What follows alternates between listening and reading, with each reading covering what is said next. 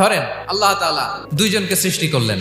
উদাহরণস্বরূপ একজনের নাম আব্দুল্লাহ আর একজনের নাম আব্দুর রহমান। সৃষ্টির পরে আব্দুল্লাহকে বললেন, আব্দুল্লাহ, আমি জানি তুমি পৃথিবীতে 50 বছর হায়াত পাইতা, খুব ভালো কাজ করতা, তুমি দুনিয়াতে অনেক ভালো কাজ করতা, এটা আমি আগেই জানি, আমার অসীম জ্ঞান বলে আমি আগে থেকেই জানি। তো যাও, তোমার এইমাত্র সৃষ্টি করলাম, যাও তুমি জান্নাতে ঢুকে যাও। আর আব্দুর রহমান, তুমি পৃথিবীতে খুব খারাপ কাজ করতা, এটা আমি জানতাম, তুমি সীমালঙ্ঘন করবা, অন্যায় করবা, অপরাধ করবা, তুমি জাহান্নামী হবা, যাও।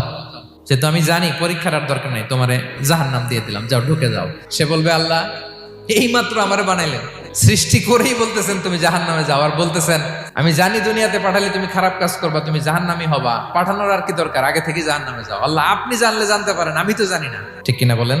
সে বলবে, না আল্লাহ আপনি ভুল বলতেছেন, এই দুনিয়াতে পাঠাইলে আমি খুব ভালো কাজ করতাম, এজন্য আল্লাহ তাআলা পরীক্ষার আয়োজন করেছেন, যাতে করে তুমি জেনে যাও যে পৃথিবীতে তুমি কি করেছো।